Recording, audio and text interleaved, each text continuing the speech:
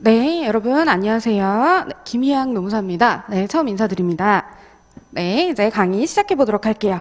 자, 일단은 여러분들 그 자료실에 보시면 강의 계획서 하고요. 그렇죠? 강의 계획서 하고 강의 공부 방법론 요거를 조금 올려놨습니다. 그래서 그거를 좀 같이 보시고 먼저 인트로 하고 들어갈게요.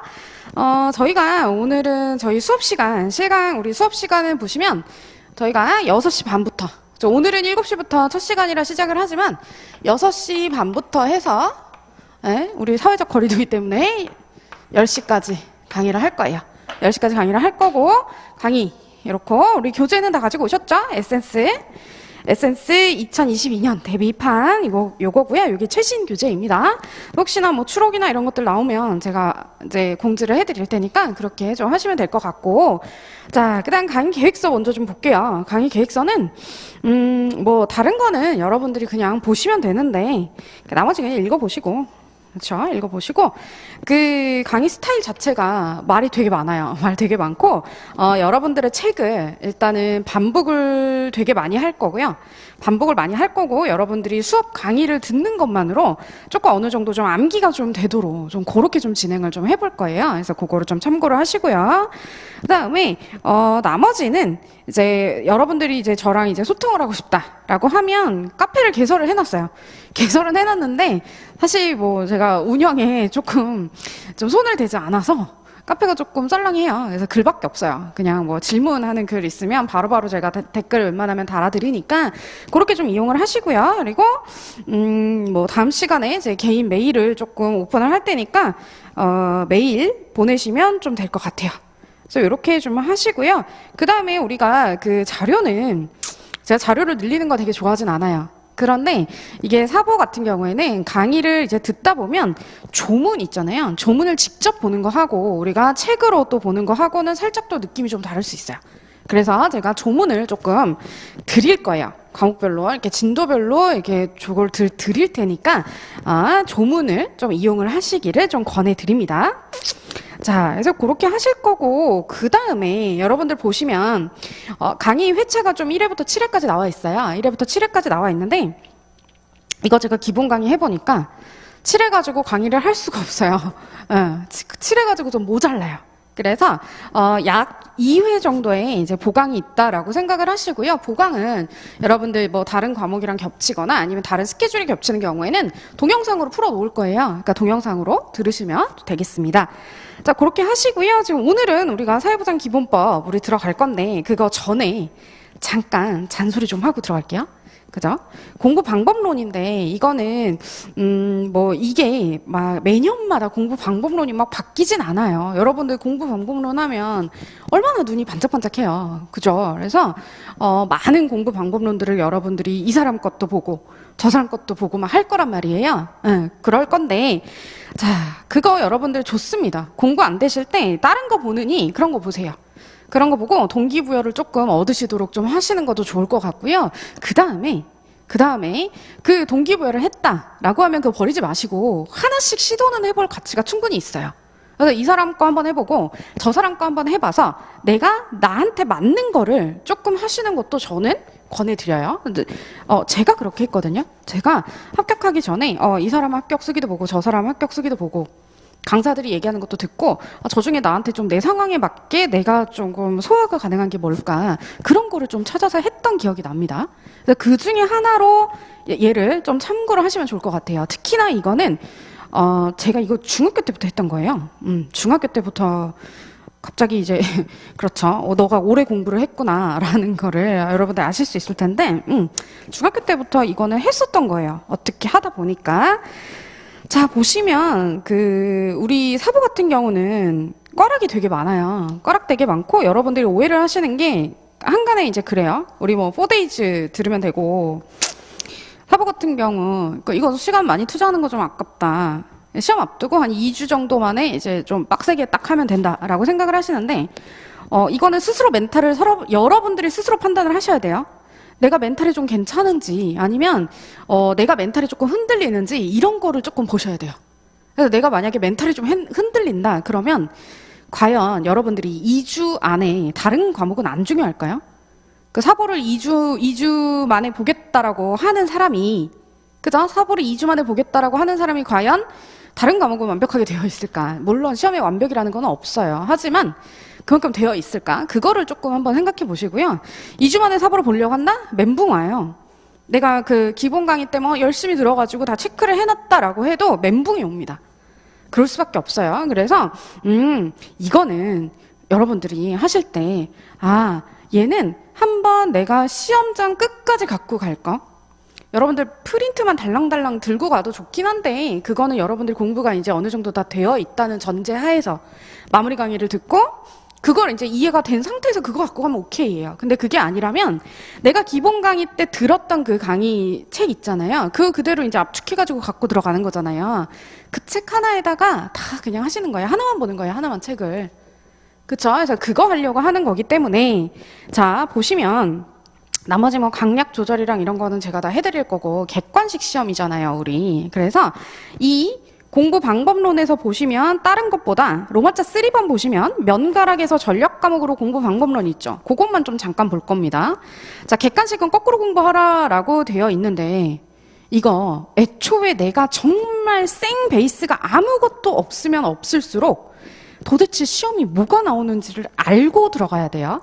여기서 오해를 하시면 안 되는데 그 시험이 저희가 수업 듣기 전에 그러니까 객관식 문제를 먼저 이제 구경하고 오라고 제가 말씀을 드려요. 근데 구경을 하고 오라는 거지 이걸 막 열심히 풀라는 소리가 아니에요. 뭐 푸는 거 좋아요. 저는 풀지만 여러분들한테 풀라고 강연을 안 해요. 왜요? 강의를 아무것도 안 들었는데 문제 풀어야 무슨 소용이 있어요.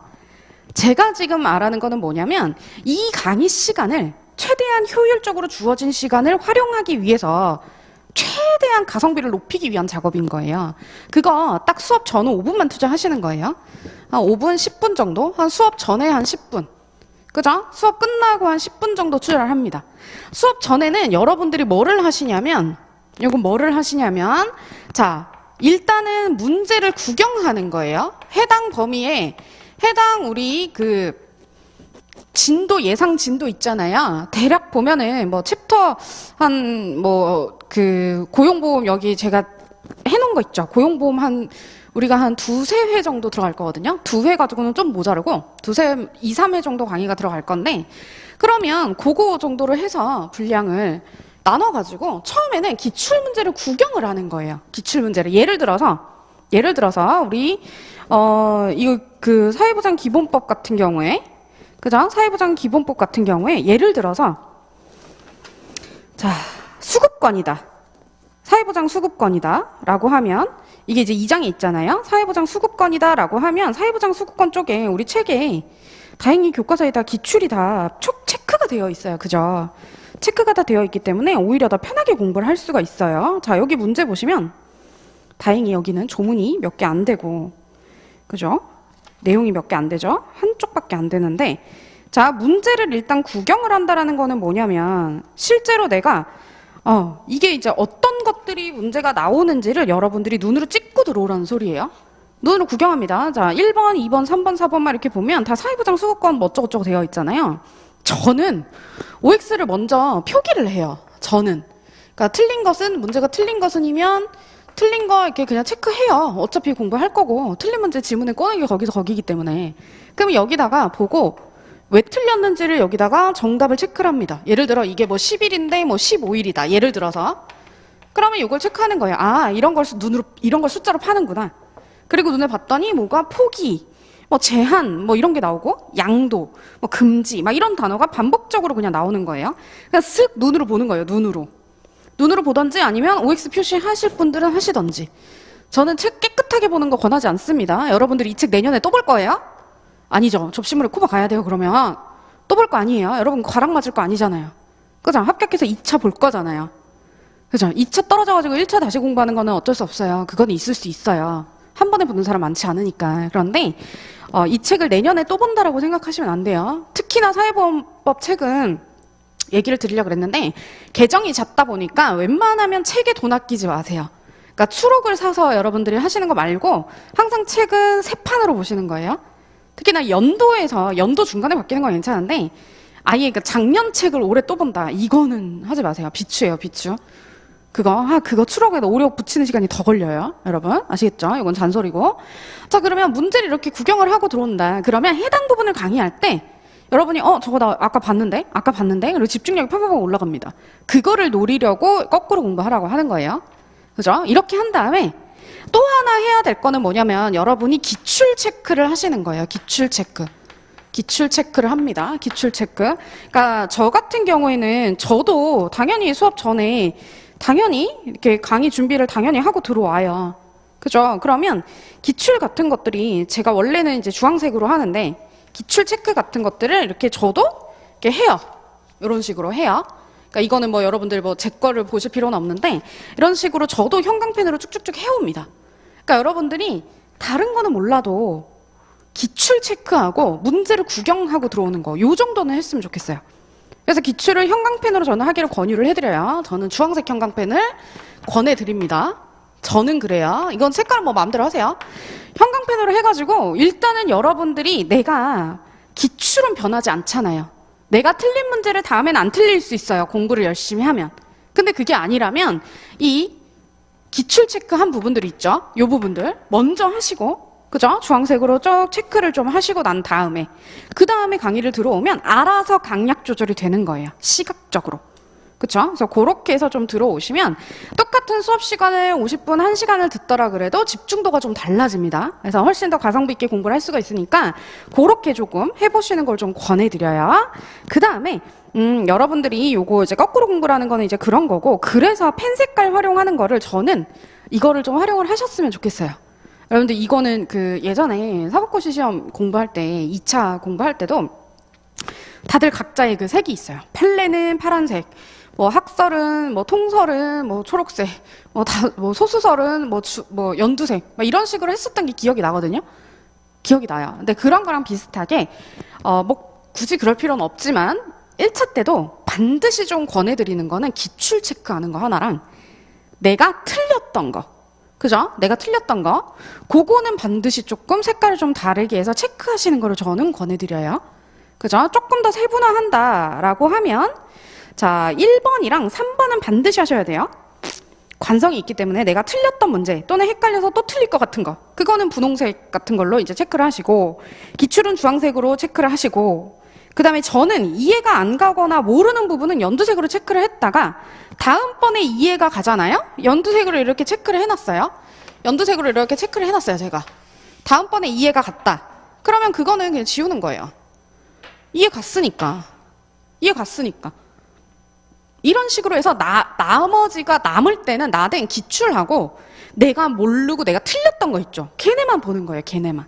그런 식으로 좀 책을 가독성을 조금 좀 빨리빨리 좀 돌리기 위해서 그거를 좀 작업을 하는 거예요. 그쵸? 그래서 그렇게 좀 생각을 하시고요. 그래서 그 뭐 연두색, 기출은 주황색 이렇게 체크가 되어 있잖아요. 그리고 마지막에 강사가 조금 중요하다라고 이제 얘기하는 거 있죠. 뭐 중요합니다라고 얘기하는 거는 그건 따로 체크는 하셔야죠. 그쵸? 그래서 그거는 상대적으로 비중이 높은 거니까 저는 그런 거를 이제 하늘색으로 체크를 했어요. 그래서 그렇게 좀 체크를 하시면 좋을 것 같아요. 이렇게 해서 이렇게 하는 이유는 요거를 한 번이라도 더 회독수를 조금 빨리 돌리려고 하는 거예요. 여러분들 회독수를 좀 빨리 돌려서 이렇게 해서 좀 끝낼 거구나. 이렇게 해서 한 번에 휘리릭 볼 수 있게끔 내가 작업을 하는 거구나. 사실은 단거나가 다른 게 아니고 그게 단거나예요, 여러분. 내가 시험장에 들고 갈 책에다가 그쵸? 쉬는 시간 직전에 내가 한번 휘리릭 이걸 볼 수 있느냐 없느냐가 사실은 2차까지 얘기하는 거예요. 그 과목에 그 시험에 당락을 가르는 거라고 말씀드릴 수가 있습니다. 그래서 그런 식으로 조금 하시고요. 저는 동강 듣는 거 상당히 권해드려요. 제가 2차 때도 동강을 봐가지고 많이 도움받았거든요. 뭐 코로나 핑계도 있지만 사실은 뭐 실강 듣는 것도 좋아요. 되게 좋은데 체력이 되게 많이 뺏겨요. 특히나 여름 이럴 때 체력이 많이 소진될 때는 그러면 시험 모의고사는 보시고 강의 듣는 거는 내가 들었던 강의 복습용으로 한번 들었던 강의를 한 번 더 듣는 거 저는 개인적으로 효과가 되게 좋았어요. 되게 좋았어요, 저는. 그래서 들었던 거 싫었던 건데 내가 들었던 거를 한 번 더 듣는 거 그거는 빠르게 들을 수 있어요. 내가 이미 책을 다 단권화를 해놨고 필기를 다 해놨기 때문에 그 시간이 싹 다 세이브가 되고 한 번 빠르게 강제적으로 뇌에다가 주입을 하는 거죠. 시험에 가까우면 가까울수록 집중도는 더 올라가게 되어 있고요. 요거는 그냥 하나의 그냥 팁으로 이제 말씀드리는 거고, 동영상을 활용을 좀 잘 하시면 상당히 좀 도움이 많이 된다. 이거 조절할 수 있잖아요, 동강 들으면. 그죠? 그래서 수업 시간 스타트 하기 전에 딴 거 하지 마시고, 한 10분 정도 시간 더 걸릴 수 있어요, 사실. 저는 뭐 우리 실강 듣는 우리 수강생분들은 한 20분 전에 30분 전에 일찍 와가지고 요거를 먼저 하게끔 말씀드리거든요. 그래서 요거를 문제 이거 구경하는 거 하고 기출 체크를 먼저 하시고 그 다음에 수업 끝나고 나서 가지 말고 그러니까 창 끄고 여러분들 그냥 이렇게 닫고 그냥 딱 일어나고 오늘 공부 다 했다 자기 위안하지 마세요.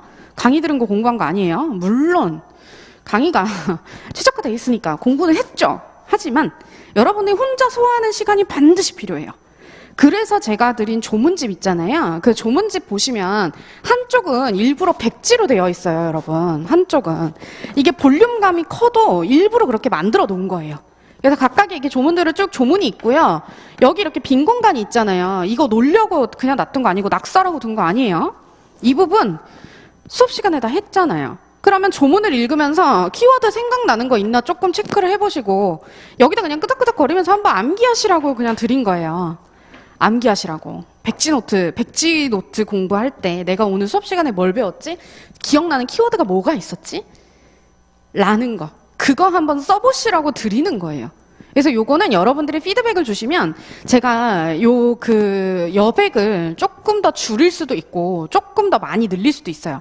지금 이거는 제가 임의로 다 작업을 한 거기 때문에 어떤 칸은 이거는 좀 뭐 줄여도 될 것 같은데? 라고 하는 거 있어요. 그럼 아니면은 그냥 한글 파일로 달라 이러실 수도 있고 그런 거는 여러분들이 피드백을 주시면 제가 그거를 좀 맞게끔 적절하게 좀 수정을 해서 드릴게요. 그래서 그렇게 좀 하시면 될 것 같고요. 그리고 여러분들이 이거는 과목에 상관없이 이거는 당부드리는 거예요. 우리는 1차 시험하고 끝날 게 아니잖아요. 그쵸? 1차 시험하고 끝날 게 아니기 때문에 3번은 여러분들이 2차 시험 끝까지 그리고 어떤 시험을 보던지 간에 조금 이거는 항상 좀 염두를 하셨으면 좋겠어요.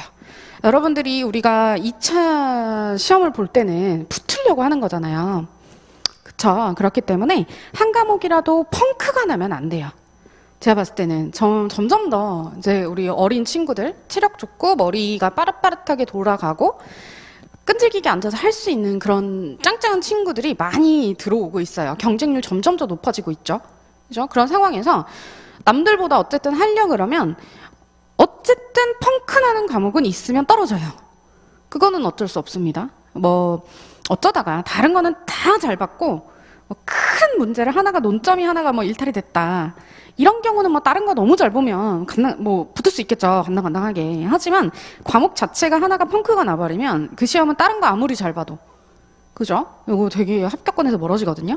그렇기 때문에 특히나 2차 가면 저는 그랬어요. 저는 행정쟁송법이 하기가 너무 싫었어요. 저는 2차 때 행정쟁송이 너무 하기 싫었는데 그거를 제가 뭐 다른 수업 시간 때도 뭐 알려드리겠지만 사실 저는 수험 기간이 그렇게 막 짧게 막 1년 안에 바짝 해가지고 2년 안에 패스하고 이런 건 아니에요. 그랬던 건 아니었기 때문에 막판에 제가 합격했다네 했던 거는 저 싫어하는 과목을 조금 더 억지로라도 더 보려고 엄청 노력했어요. 그래서 결국은 그렇게 인풋을 들이부으니까 결국은 걔가 최고 득점 나오더라고요. 정말 진짜 점수 높았거든요. 그 과목이. 그래서 그런 걸 딱 공부를 하니까 싫어하는 과목을 전략적으로 여러분들이 얘를 안 할 수 없게끔 먼저 배치를 해놓고 하셔라. 그리고 그게 너무너무 싫다 그러면 막판에 좀 쫄릴 때 있잖아요. 2기 막 돌아갈 때 그때쯤에 저는 이미 들었던 기본 강의를 한 번 더 그냥 빠르게 동영상으로 배속을 돌려버리는 거 있죠. 저는 그거는 저한테는 되게 효과가 좋았어요. 제 행쟁을 그렇게 들었습니다. 그러니까 거의 뭐 체력 아낀다고 모의고사 많이 안 봤거든요. 모의고사 많이 안 보고 했는데도 그냥 거의 뭐 통으로 거의 다 암기를 다 했던 것 같아요. 구조 자체를. 답안지 구조 자체를. 그렇게 했었던 게 기억이 납니다. 그래서 싫은 과목은 반드시 억지로라도 좀 배분을 좀 하셔야 된다라는 거고요. 그래서 무의식 중에 자꾸 뒤로 밀어요, 얘를. 내가 좋아하는 거를 더 한단 말이에요. 그러면서 자기한테 무슨 합리화예요? 나 이거는 내 전략 과목이야. 나 이거는 고득점 맞을 거야. 이렇게 해서 공부를 하는데 그쵸? 여러분 40점에서 그죠? 60점까지 올리는 거 대부분 이제 우리 합격권이 60이니까 꽈락이 40이잖아요. 그러니까 내가 이거를 한 40점에서 60점 근처로 올리는 공부가 더 쉬운지 아니면 60점 후반에서 70점 초반 맞기가 쉬운지 그거는 여러분들이 어떤 게 더 필요한지는 아시겠죠? 어떤 게 더 효율적인지는. 그러니까 그거 한 과목을 펑크를 내면 안 된다라는 거고요. 그 다음에 한 권의 모두라는 게 여러분들이 딱 그 단권화가 이런 거예요. 내가 시험장 막판에 들어갈 자료 있잖아요. 뭐 노동법이면 예를 들어 뭐 서브노트면 서브노트, 뭐 아니면 나는 무거워도 기본서 갖고 간다 라면 기본서 대신에 그 안에 한 번에 쉬는 시간 안에 돌릴 수 있게끔 싹 다 정리를 하시는 거, 그 작업을 수험 기간 내내 하는 거예요. 아시겠죠? 그래서 그런 거 이제 하시고요.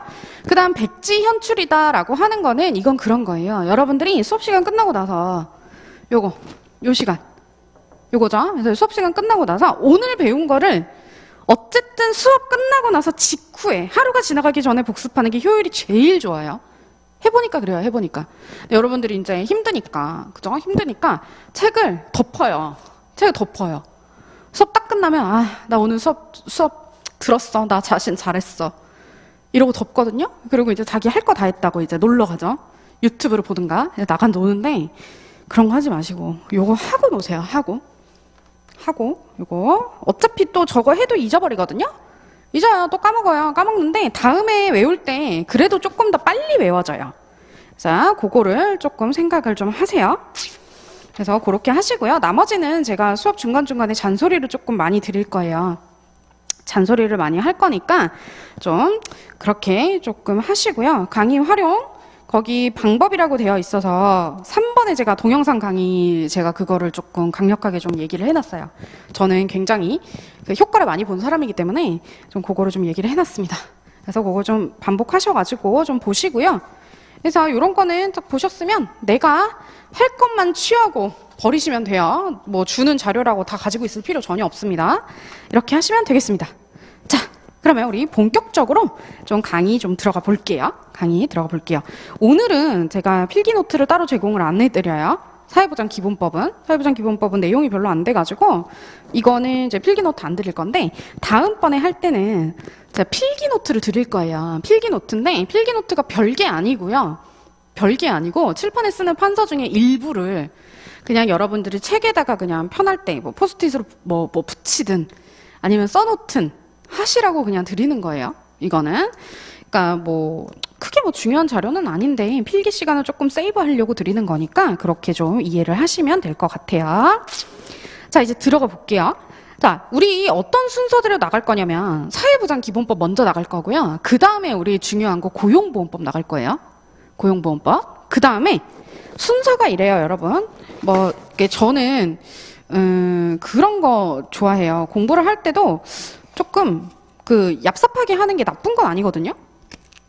저는 좀 그래요. 저는 공부도 좀 얍삽하게 했어요. 뭐 어떻게 해요. 주어진 시간은 한정돼 있고 나올 거 뽑아가지고 효율적으로 해야죠. 그쵸? 그래서 사회보험법도 이거예요. 당연히 시험이 이렇게 딱 범위가 보면 여러분 아시잖아요. 사회보장 기본법 오늘 할 거죠? 사회보장 기본법 할 거고 그 다음에 고용보험법 할 거고 산재 할 거고요. 그 다음 징수 할 거예요. 그 다음이 연금이랑 건강은 시간 있으면 하는 거.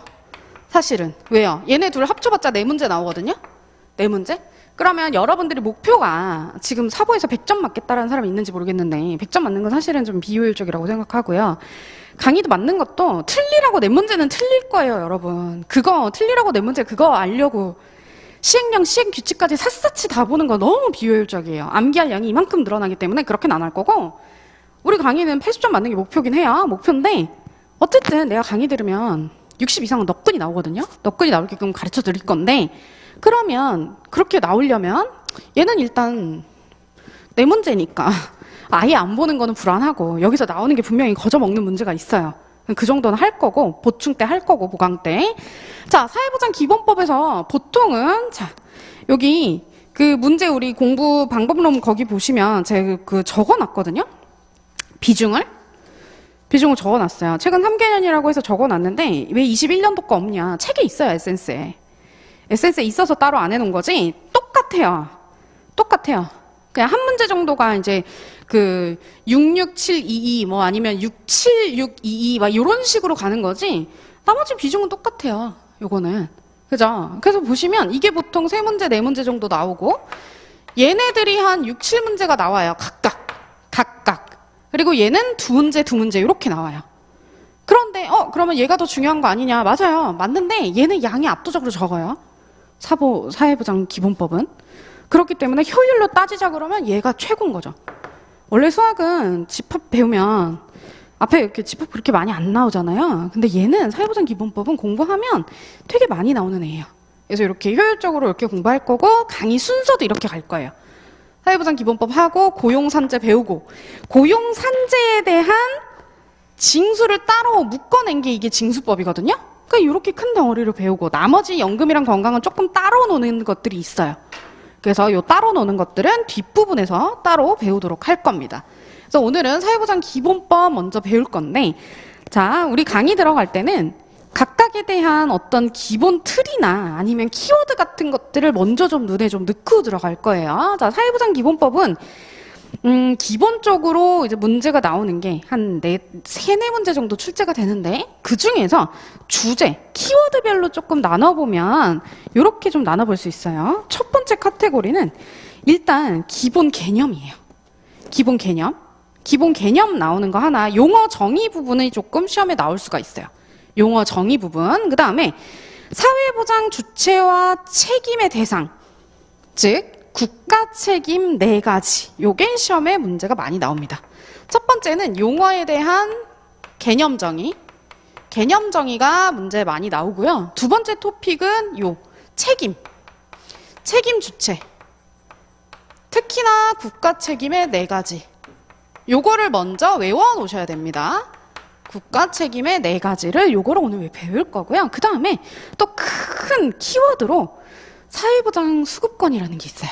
사회보장을 갖게 되는 이 사회보장 수급권이라는 하나의 키워드가 있고, 그 다음은 사회보장위원회가 있습니다.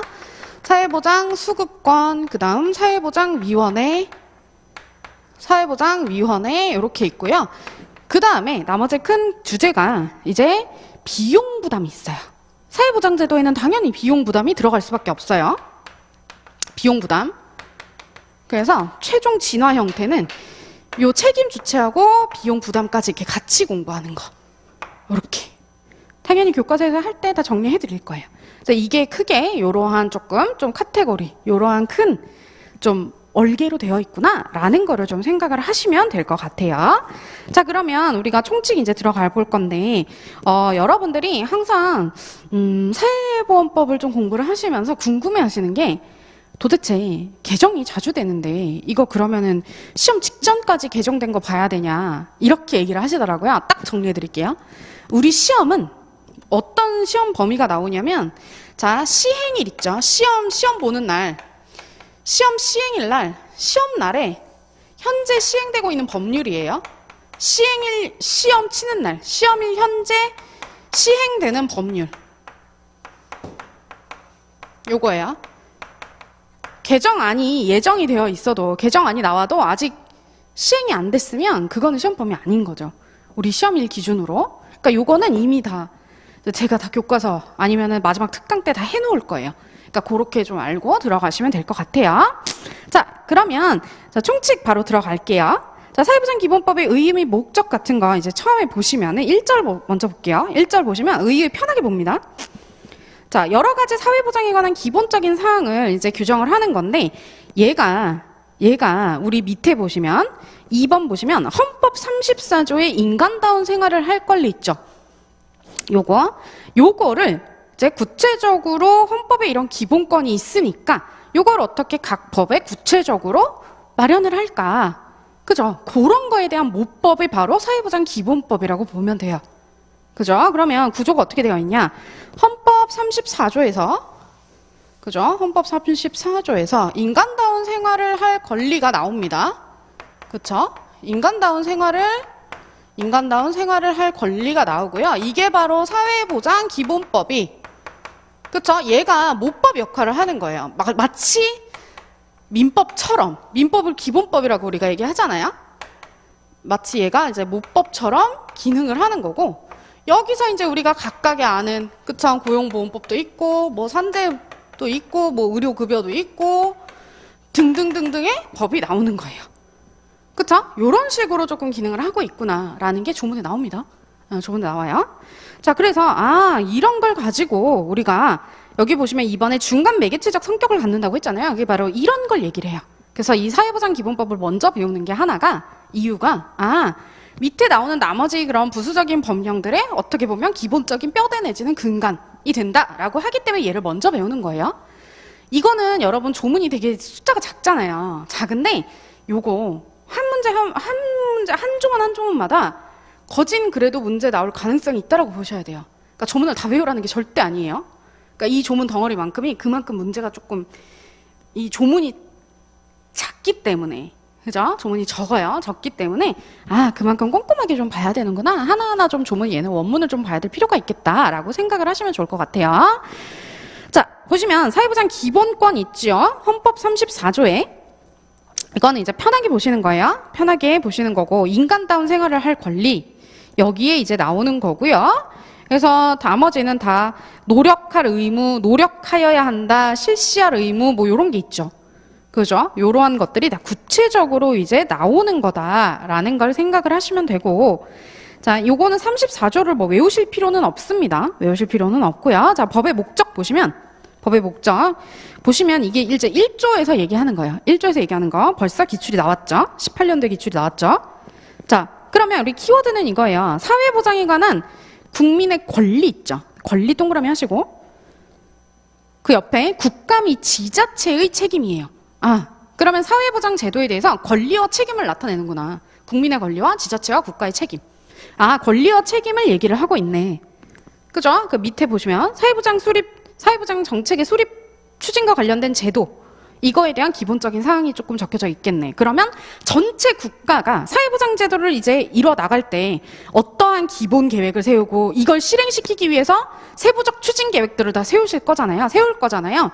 그런 것들에 대한 기본적인 게 나와 있겠네. 그런 거 하는 게 사회보장위원회겠네. 그러니까 위원회 구성이 문제에 나오는 거예요. 사회보장위원회의 뭐 기본 기능들이 나오게 되는 거고 거기서 하는 소관사항들이 나오게 되는 거고 각종 위원회가 각종 법에서 나옵니다. 우리 뒤에 각각 고보, 그죠? 산재법, 그죠? 연금, 여기 다 위원회들 다 나올 거예요. 그런 거 싹 다 비교해서 보셔야 되고요. 결국은 권리와 의무, 그다음 제도에 대한 기본적인 사항을 마련해가지고 국민복지, 그죠? 증진에 이바지하려고 하는 거죠. 자, 현행법 성격인데 이거 외우실 필요 전혀 없고요. 얘는 무슨 소리냐면 이해를 하는 거예요. 우리 사회보장기본법 제도가 뭐 어떻게 되어 있냐면 하나는 큰 축이 자 여러분 내가 이제 당장 이제 생계를 할 수가 없어요. 유지할 수가 없어요. 그러면 일자리를 잃었어요. 그죠? 내가 나이가 먹어가지고 일자리를 잃었습니다. 그럼 여러분들이 뭐가 제일 걱정이에요? 먹고 사는 거. 그죠? 그리고 또요. 질병. 그죠? 그렇기 때문에 우리의 이 사회보장제도의 가장 큰 축 있잖아요. 요건 그냥 이해하시는 거예요. 하나는 실업의 예방에서 조금, 실업의 위험에서 좀 벗어나게끔, 실업의 위험에 대비할 수 있게끔 하나는 소득 보장의 측면이 있는 거예요. 소득을 보장하는 측면이 있는 한면에 하나는 의료 보장의 측이 있습니다. 의료 보장. 그죠? 의료 보장의 축이 하나가 있고요. 하나는 소득 보장의 측면이 있습니다. 그래서 이게 큰 그냥 두 개의 틀이다라고 생각을 하시면 돼요. 요게 하나의 큰 틀이다라고 생각을 하시면 되고요. 자, 현행법의 성격 1번은 이해를 합니다. 이해. 자, 맨 처음에 소득 보장형의 복지국가에서 이거는 뭐냐면 필요 최소한의 생계비를 얘기하는 거예요. 우리가 그러니까 쉽게 얘기하면 우리는 지금 아직까지 우리 법을 안 배웠으니까 실업급여로 알고 있는 거. 그죠? 실업급여로 알고 있는 뭐 그런 식의 어쨌든 소득보장, 최소 필요한의 그 생계비 같은 거를 여기서 주는 게 이제 옛날 구식인 거고 자 여기 나아가서 저소득뿐만 아니라 모든 국민이 평생 동안 생애 주기별로 겪게 되는 다양한 위험 이게 뭐가 있을까요? 생애 주기별로 그러니까 크게 여러분들이 항상 이해를 하시는 거는 뭐 지금은 이제 뭐 결혼을 반드시 해야 된다고 생각 안 하죠 사람들이. 근데 불과 몇십 년 전만 해도 그 몇십 년 전이 뭐예요? 그죠? 한 10여 년 전만 해도 결혼 같은 거 하게 되면, 결혼하게 되면 출산이라는 이벤트가 있잖아요. 그런 식으로 생애 주기별로 뭐 30대에서 뭐 가임 여성들한테 한정해서 말을 한다면 출산이라는 이벤트가 생애 주기별로 있게 되는 시기가 있죠. 그러면 요거를 대비하기 위해서 어떤 제도를 세팅한다. 뭐 요런 것들 생각해 볼 수가 있어요. 그죠? 요런 거 이해하시면 되고, 평생 동안 생애 주기별로 겪게 되는 다양한 위험에서 벗어나도록 밑줄 좀 그어 놓으실게요. 소득 및 사회 서비스. 요거를 함께 보장해가지고, 평생 사회 안전망을 구축하는 뭐예요? 맞춤식 생활 보장. 이젠 단순하게 생계가 안 될 때 요 최소한의 생계비를 보장하는 거에 넘어서 맞춤형 복지 서비스까지를 생각을 하고 있는구나. 그죠? 이게 지금 우리 현행법의 성격이 이렇게 되어 있어요. 단순히 소득 보장에 이게 그것만 딱 해주진 않는다. 거기서 더 나아가서 발전을 했다라는 거 이해하시면 됩니다.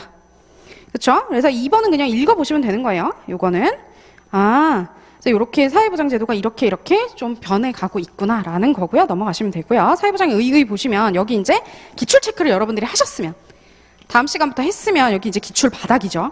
기출 바닥이죠.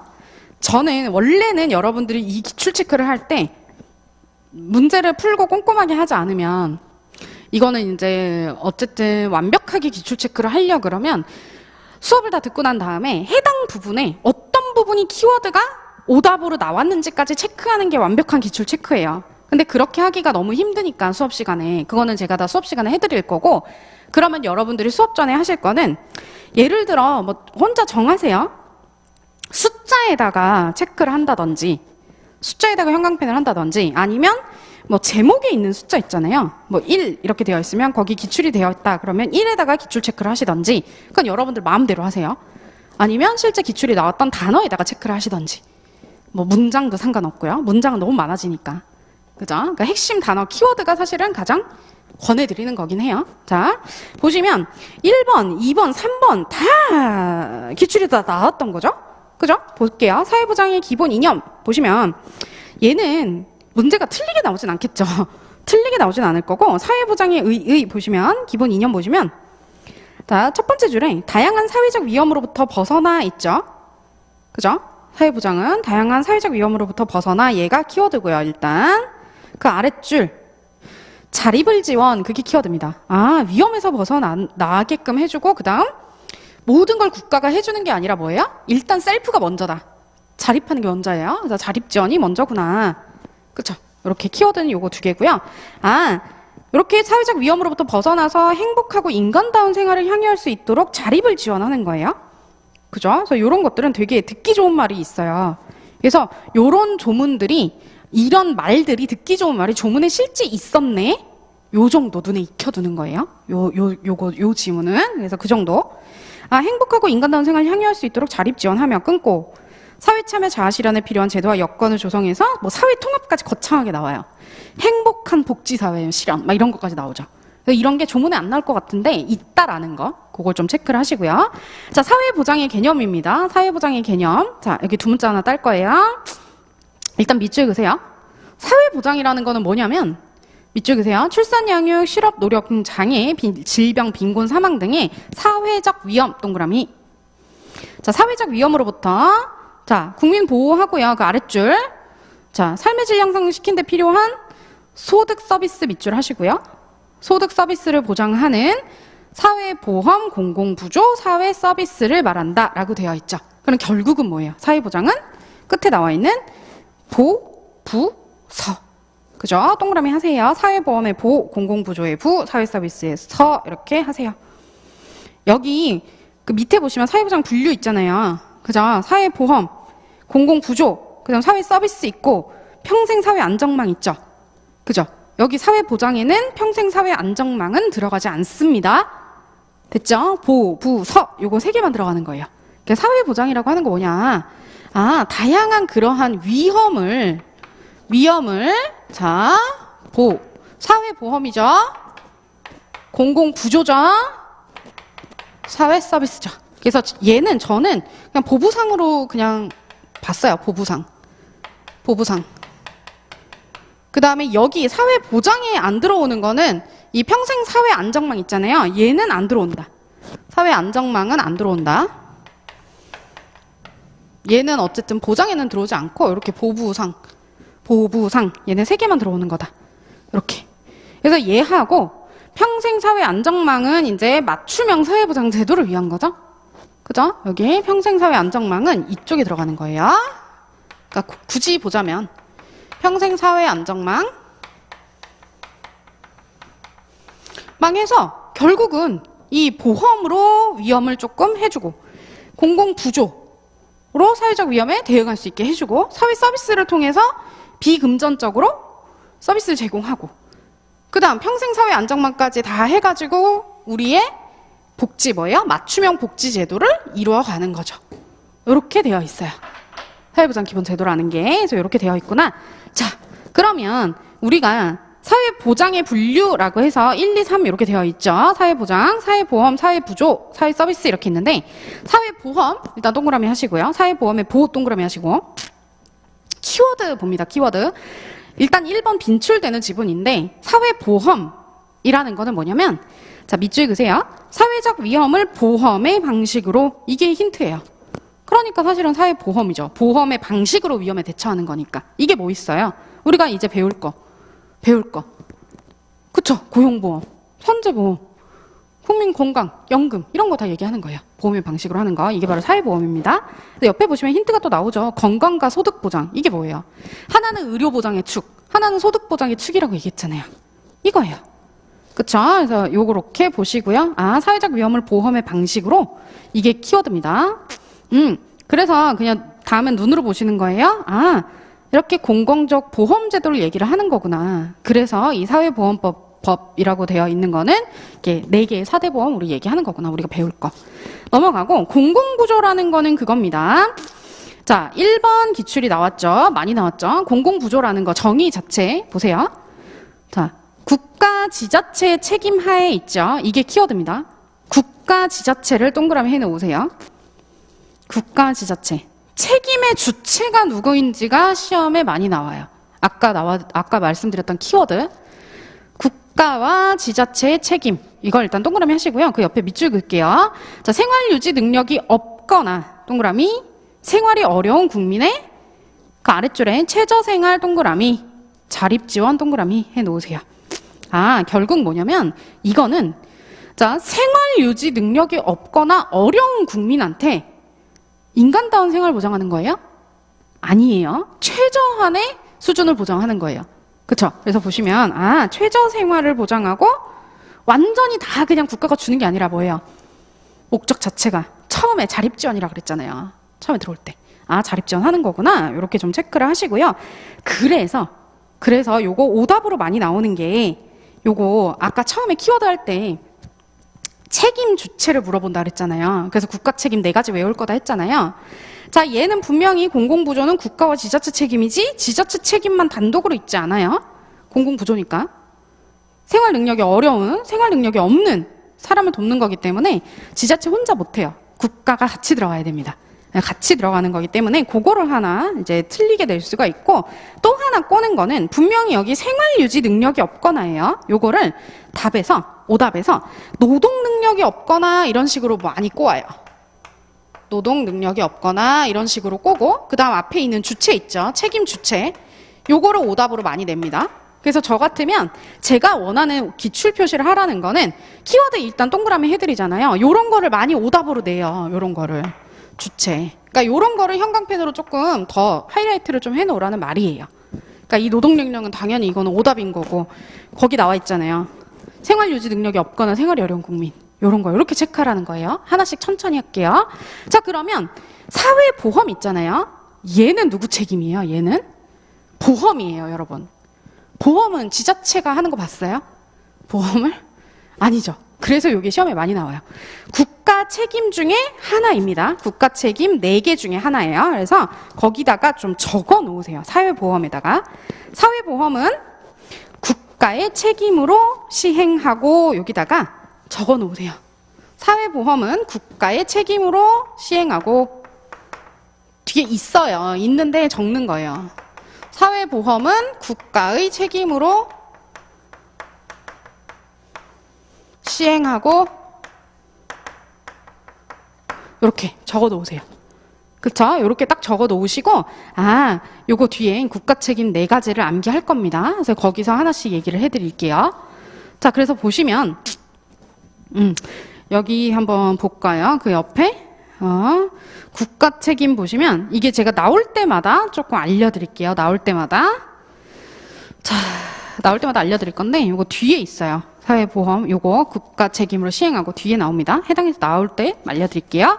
자, 공공구조 넘어가시면 2번 그 눈으로 보세요.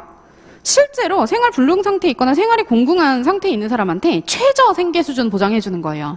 인간다운 생활 수준이 아니라. 그죠? 그래서 이렇게 좀 체크를 하시고요. 그래서 나오는 게 의료급여법이 되게 가장 대표적인 거예요. 건강보험이랑은 달라요. 의료급여는 달라요. 건강보험이랑은. 뒤에서 건강보험 할 때 설명 잠깐 해드릴게요. 그래서, 의료급여가 있구나. 그 다음 사회서비스는, 자, 그러면 사회보험이랑 공공구조 같은 경우는, 사회보험이랑 아까 보부서가 있다 그랬는데, 이렇게 있고, 평생사회 안정망이 있죠? 평생사회 안정망이 있는데, 자, 보험하고 이 공공구조는 금전적인 거죠. 그쵸? 금전적인 거다. 성격이. 그리고 이 사회 서비스 예하고 평생 사회 안정망은 비금전적인 거예요. 그쵸? 그럼 금전적인 면하고 비금전적인 부분을 이렇게 합쳐가지고 사회보장 제도가 굴러가고 있구나. 라는 거 그냥 이해하시면 돼요. 이해를 하시고 문제는 요 정의 규정 자체가 맞는지 틀리는지를 나온다. 자, 사회 서비스 볼게요. 사회 서비스 보면 밑줄 긋습니다. 1번 기출이 나온 거고요. 자, 사회 서비스라는 거는, 자, 국가, 지자체 및 민간 부분에 도움이 필요한 모든 국민 동그라미, 모든 국민. 아까 공공구조는 뭐였어요? 생활 유지 능력이 없거나 생활이 어려운 국민이었는데, 서비스는 모든 국민이 누리긴 해요. 그죠? 이거 이해 가실 거고, 모든 국민에게. 자, 복지. 그 눈으로 보세요. 복지, 보건, 의료, 교육, 고용, 주거, 문화, 환경 등 분야에서 밑줄 그세요. 인간다운 생활 보장. 자, 이거를 여러분들이 딱 눈이 있으면 얘하고 공공구조의 최저생활이랑 꼬을 것 같지 않아요? 저는 그렇게 꼬을 것 같아요. 문제도 그렇게 나오고. 그럼 키워드 뭐예요? 인간다운 생활 보장이죠. 여기에 최저생활이 안 들어간다고요. 최저생활 아니라고요. 최저생활 아니다. 그러니까 이런 식으로 키워드를 미리미리 조금 적어 놓으시면 이게 미리 여러분들이 뒤에서 여러분들이 틀릴 가능성이 있는 OX 기출지문 여기다가 다 하는 거예요. 지금 단권화하고 있는 거예요. 그래서 필기가 귀찮고 어렵고 하더라도 여러분들이 따라오시면 나중에 다 이게 다 밑바탕 큰 그림이거든요. 얘가. 그래서 그렇게 되어 있는 거니까 그렇게 좀 따라오시면 되고요. 이렇게 해야 여러분이 안 졸아요. 왜요? 졸면 금방 후딱 날아가 버리거든요. 몇 페이지? 그죠? 이거 다 피가 되고 살이 되는 거예요. 그죠? 잔소리 그만할게요.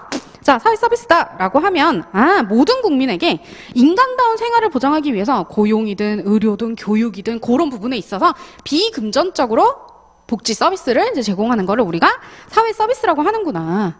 됐죠? 이렇게 하는 거고요. 그래서 보장하고 두 번째 줄 상담, 재활, 돌봄, 정보 등 제공하고 요런 지원 등을 통해서 삶의 질이 좀 향상되도록 지원하는 다양한 제도를 얘기를 하는 거예요.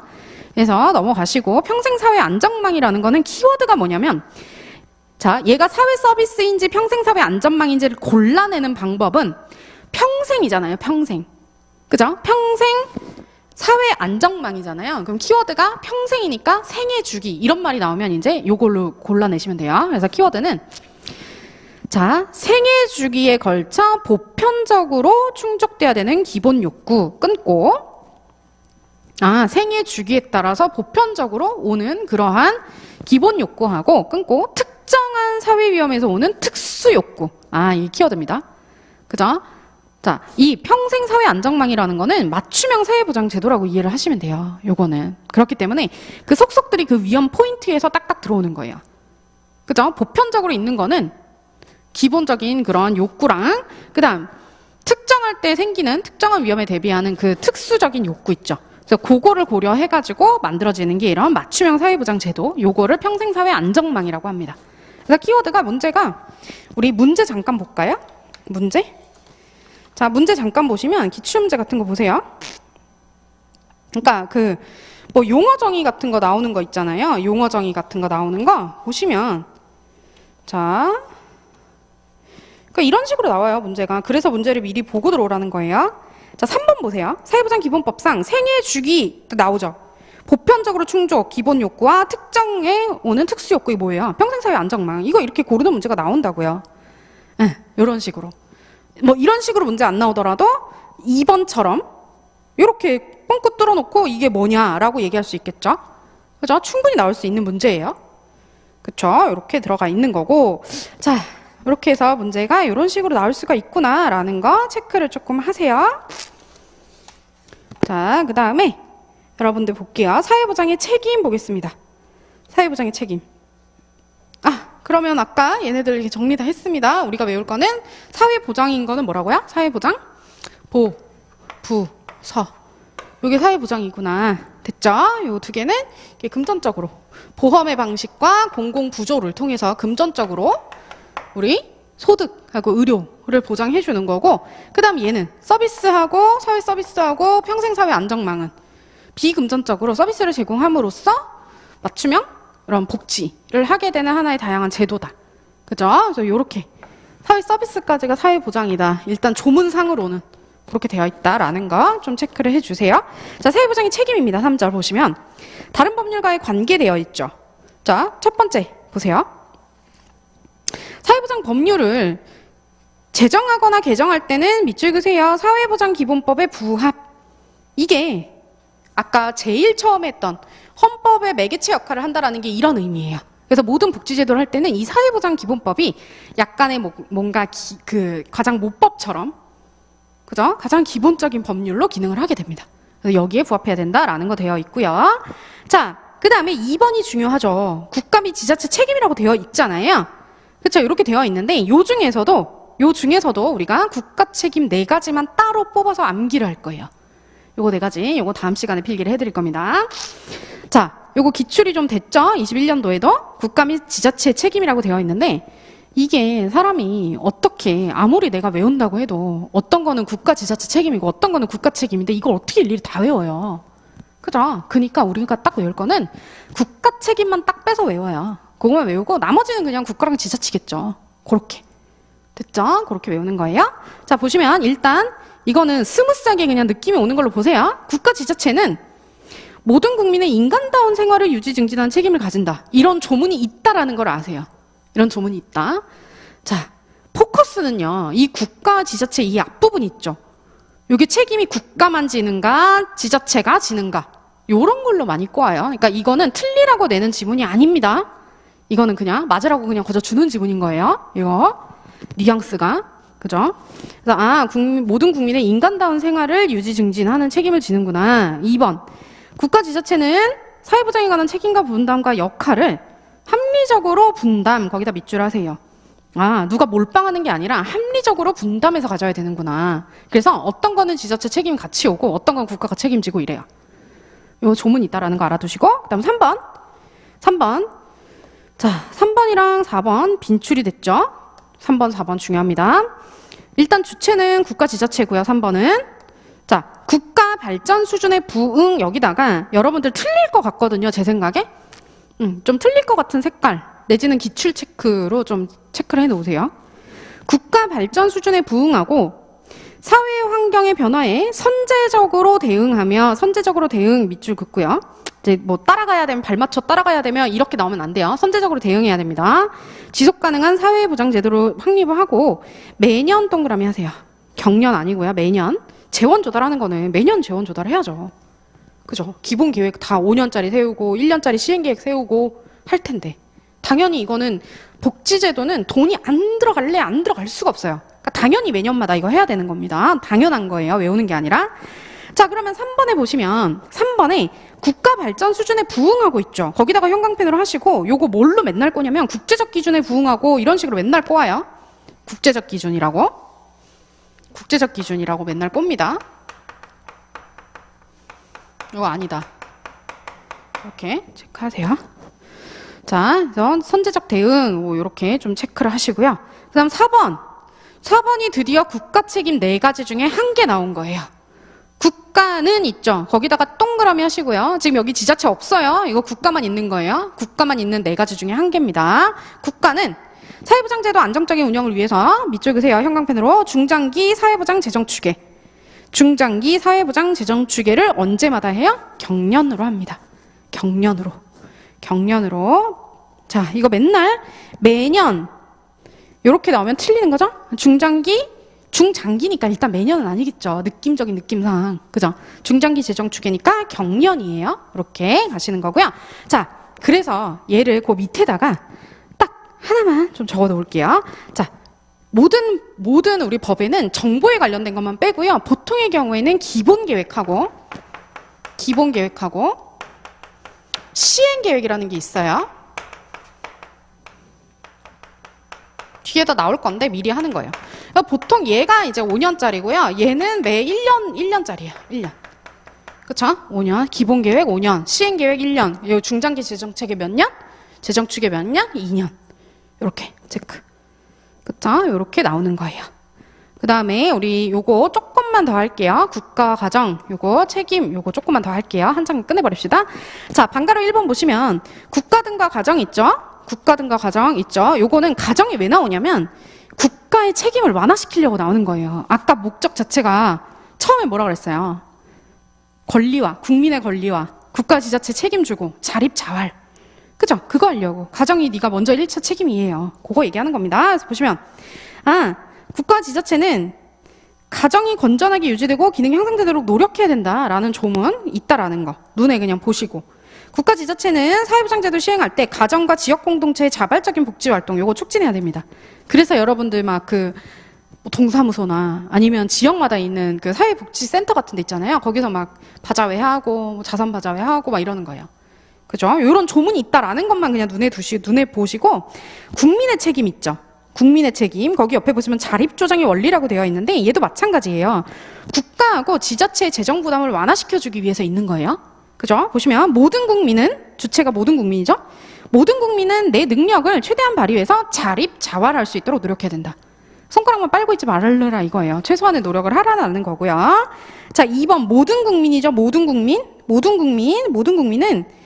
뭔가 경제적, 사회적, 문화적, 정신적, 신체적으로 보호가 필요하다고 인정되는 사람에게 관심 가지고 그 옆에 보시면 보다 나은 삶을 누릴 수 있는 사회 환경 조성에 서로 협력하고 노력해야 된다라는 선언적인 조문이 있어요.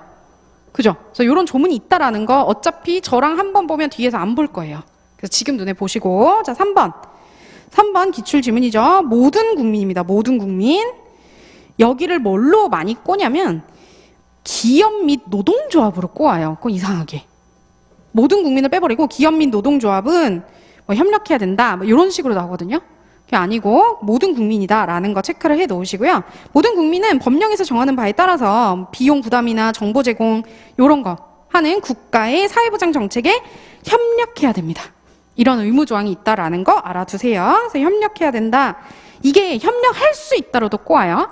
그래서 이런 식으로 좀 문제가 되니까 키워드는 모든 국민 그리고 하여야 한다. 여기다 동그라미를 해 놓으세요. 마지막 외국인의 적용입니다. 요거 상호주의죠. 니네 나라에서 어떻게 하는지에 따라 우리나라도 해주겠다. 이게 가장 기본적인 컨센서스예요. 그죠? 그래서 보시면 사회보장제도 적용할 때는 상호주의 원칙에 따르는 거죠. 그죠? 관계법령에 따르는 거고. 그래서 이거를 맨날 뭐 인권 존중의 원칙에 의해서 막 이런 식으로 돼요. 그거 아니다라는 거 좀 체크를 하시고요. 자, 이렇게까지 해가지고 우리 첫 시간 끝냈고 다음 시간에 좀 이어서 우리 하도록 하겠습니다. 여러분 쉬세요 10분.